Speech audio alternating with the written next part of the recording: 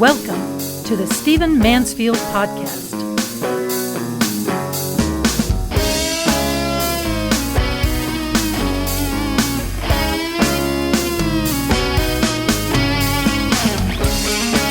In this episode of the Stephen Mansfield Podcast, I want to commend a practice from the government of a foreign country, from the politics of a foreign country.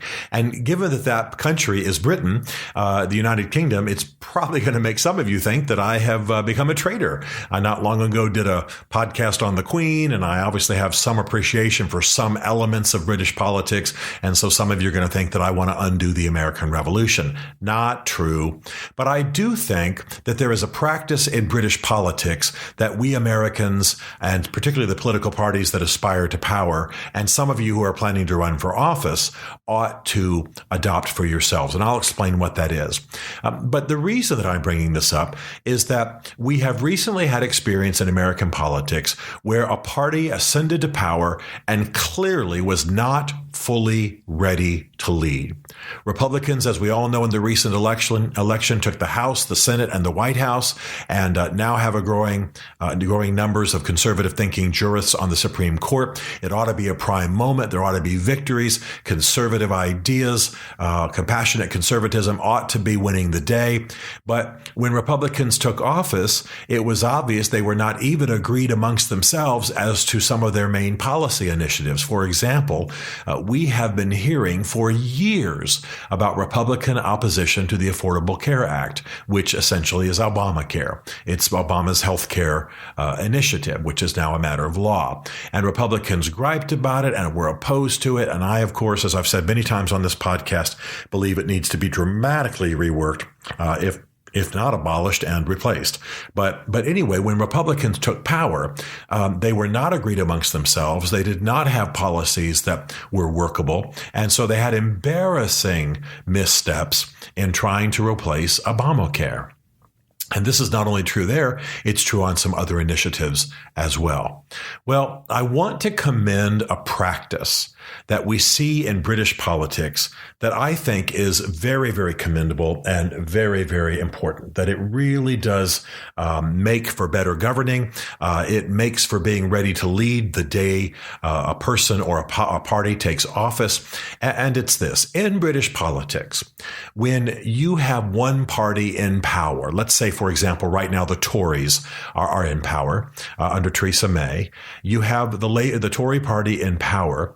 And the other parties, let's say in particular the Labour Party, which would be the primary opposition party, the Labour Party forms what's called a shadow government, or more specifically, a shadow cabinet.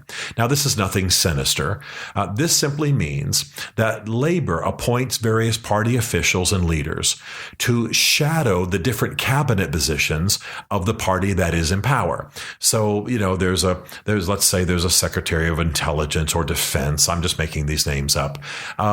And so within the Labour Party, there are specific officials who are they're not officials, but they're party leaders who are designed to run an apparatus that tracks the correlating cabinet position in power, develops policies, explains to the public why they oppose, explains what the power or the party outside of power would do once they gained power, and helps make the debate in the meantime more sophisticated, yes, more heated, but more meaningful. For example, there is a shadow cabinet now that is shadowing, of course, from within the Labour Party, the current party in power in the United States.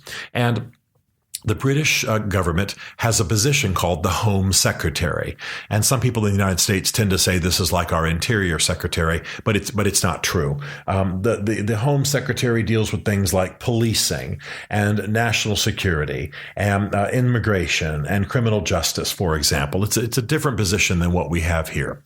But so there is a person who sits in the position of Home Secretary, very powerful position, as you can tell by their responsibilities.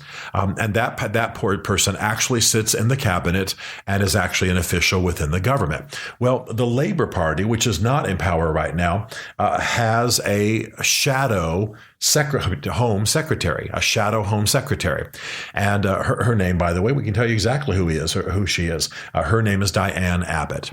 And so her job is to think through the policies of the Home Department, of the Home Secretary's actions and that cabinet position, to formulate policies from the labor perspective, to articulate those policies, to push for those policies within the parliament, to articulate those policies within the public, to try to hold the party in power in some kind of accountability, and to be prepared to lead on day one. So whatever the policies are, whatever the pressing issues are, whatever matters are of concern to the country, there is a labor perspective, not just in general, but there's an actual labor shadow home secretary who is thinking through these positions and articulating them. And they actually, by the way, have elections for them within the party.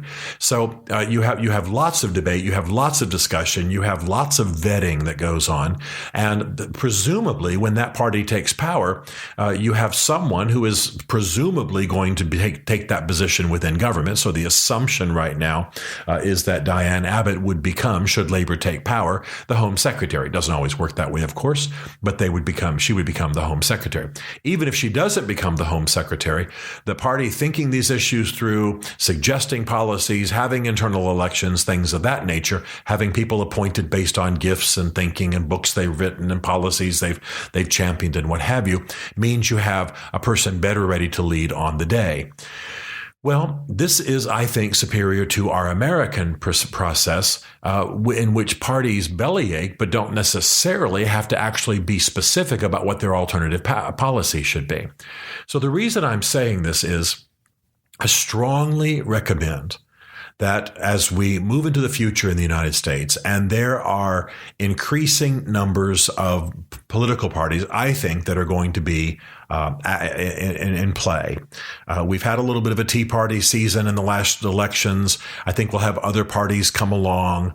We'll have libertarian parties, we'll have other parties. But as America perhaps moves a little bit more to the parliamentary system, I don't think we're going to continue in the two-party system forever. I strongly recommend to political parties that they adapt the shadow cabinet, or some people call it shadow government approach, that is within British politics. Don't just sit and bellyache in general. Have actual people who track the actual cabinet positions, or at least those who are responsible for the major policy positions, and be thinking policies through, be writing position papers, be arguing in public, and be formulating policies that presumably the party out of power would institute almost on the day they take power. Perhaps more relevant to what's going on in the United States, I advise, as you know, if you listen to this podcast and know who I am, I advise a lot of politicians, and I advise a lot of candidates, people who are about to run for office. I strongly, strongly recommend that if you're planning to run for office, that you essentially make yourself the shadow official in opposition to the person you're going to run against if they're the incumbent and already holding office. In other words, if you're running for governor, let's say, of Kentucky, don't just bellyache in general. Actually track what the current governor is doing. Actually track what the current, let's say, cabinet is doing. Actually track what the party officials are doing of the party in power. Actually decide what you disagree about. Form a kitchen cabinet of your own and think through policies. Be ready to lead. Don't just go from your, automobile dealership to run for governor with a few loose ideas about free market. Now, I admire those who run from the business world, and I certainly admire advocates of the free market. But that's not going to be enough when you actually get in office. And if you're running against an incumbent, or you're running against an experienced politician who hasn't maybe held that specific office before, they're going to know things, they're going to understand things that you don't. And because Republicans in America, or conservatives, tend to come from the private sector, they often don't understand the mechanisms of government.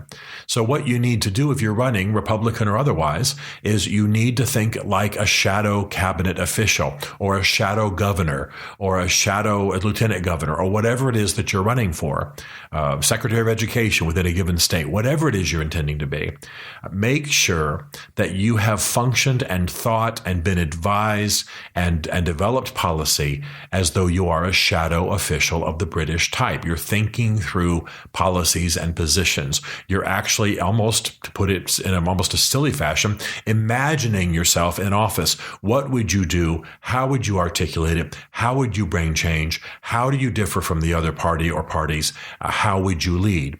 This seems to me minimal for taking office and for being qualified to lead. And some of the most embarrassing missteps in political PR world in recent decades, if it hasn't been something silly like a politician making a speech and not being aware of what state they were in, it is usually, these missteps are usually a result of the person running for office not having thought through their position, the position they're shooting for, as though they actually were planning to take over, as though they actually were planning to assume power and had thought through everything that the incumbent had to think through. That's not that difficult. It seems minimal for those running for office. Now, a lot of people listening to this podcast are in international politics, not American, not British, but other parts of the world. I recommend the same thing. Whatever governmental system you're in whatever nation you are in, develop think tanks. Get people around a kitchen table over chai and cookies and think through. Get smart people to help you think through policies. What would you do? Not just general policies, not just anger, not just a list of grievances, but how would you think through? How would you develop an answer to what the current party in power is doing, or what other parties that assumed power will be doing? Sometimes you're running against a dozen different political parties. You don't have to take all of them seriously, but you do need to think through what you would do and then be able to give a reason for holding that policy. The Republicans in the United States have been horribly embarrassed by not being ready to lead on day one. I know that sounds like a political slogan, and some people have made it such, but that is minimal. Whatever your education, whatever your business experience, wherever you come from, whatever kind of career politician you have been or you aren't, the reality is that you must have thought through leading as though you already are. You must have developed policies as though you already are. And since the phrase shadow government means something conspiratorial and sinister in the United States, I would recommend not using that. But I do like the idea of shadow cabinet or you develop your own language, but develop a team of people who are helping you think through what the alternatives are. American politics has become a process of organized bitching, and it's time for serious leaders to take the lead and assume office, who have thought through the policies, who have developed alternatives, who have workable policies, and they're workable because they've already been debated and discussed and vetted and maybe even tried in some places, and the reasons for failure have been identified, and the party taking power, the person taking power, is ready to lead on day one. By the way, I can go further than this just as I close. I strongly recommend that high school and college political clubs, political studies or government departments, that we do the same thing. No one should be able to get out of a political science degree in an American university without having to have assumed some kind of shadow role for a semester where they think through policies and think through how they would lead in whatever fashion, Secretary of Education, Secretary of Environment, what have you, Health and Human Services. How would you lead? What would the policies be? How would you formulate policies? What's the history of those policies, etc.? We've got to have a more sophisticated level of political debate in this country, and we've got to have leaders who are ready to lead. And it really needs to start as early as our high schools. Let's hope for a better day. Let's be ready to lead on day one, and let's be humble enough to take a page out of British politics that has worked pretty well for them. Stephen Mansfield is a New York Times best-selling author, a popular speaker, and a frequent faith and culture commentator on Fox and CNN.